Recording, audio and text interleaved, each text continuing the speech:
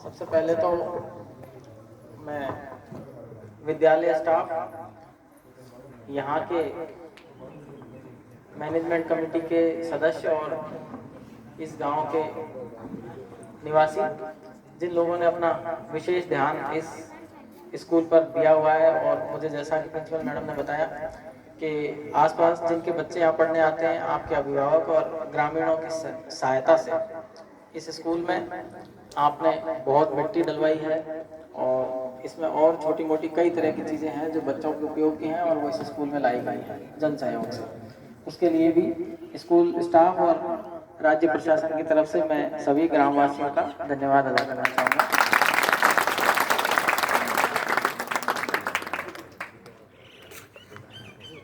शिक्षा से जुड़ी हुई है लाइब्रेरी, और शिक्षा का महत्व तो आप सब जानते हैं कि इंसान बिना शिक्षा के तो अधूरा ही रह जाता है।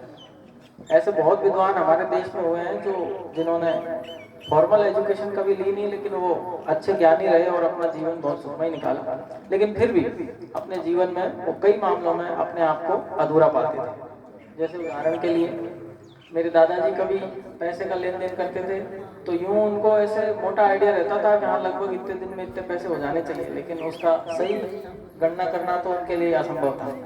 तो हम जैसे किसी न किसी को लेके जाते थे साथ में, जिसको पढ़ना लिखना आता है, गणित आती थी, या फिर गांव में कुछ लोग रहते हैं जिनको अपने देसी तरीके से हिसाब लगाना आता है, तो वो जैसे हिसाब लगाने के समय उनको लगता था कि यार मैं कहीं कहीं अधूरा हूँ। बाकी तो यूँ उनको रामायण है, महाभारत है और चौपाई है और आसपास की कहावतें और क्षेत्रीय भाषा में जो कहावतें फेमस होती है और जीवन का ज्ञान अनुभव सब था उनको। लेकिन फिर भी जहाँ कभी लगता था कि आज मेरे को 2 बस बदल के किसी रिश्तेदारी में जाना है, तो वो साथ में किसी को लेते थे जो बस बदलने में आसानी है। कभी बनी है कि यहाँ हिसाब करना है या फिर पैसों का लेन देन है, मंडी में जाना है अनाज बेचने के लिए, तो फिर आपको समय समय लगता रहता है बिना शिक्षा के कि आप अधूरे हैं। अब आती है बात लाइब्रेरी की।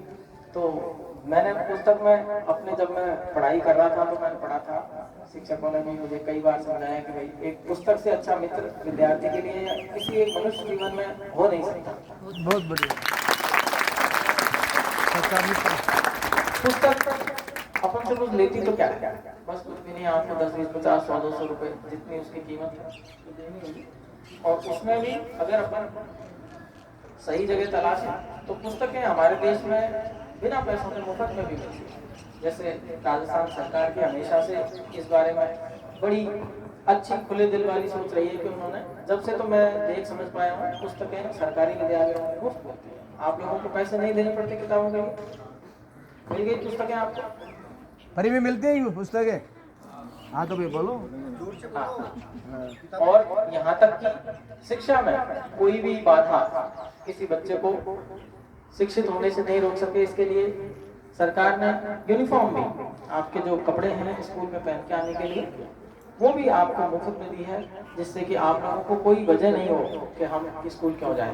यहाँ तक कि छोटे बच्चों का ध्यान आकर्षित करने के लिए और स्कूल में उनके लिए कुछ अच्छा हो, इसी बात को ध्यान में रखते हुए उनके खाने पीने का भी विशेष ध्यान रखते करके और एक मिड डे मील की योजना सरकार ने शुरू की है, जिसमें आप लोगों को पोषाहार दिया जाता है।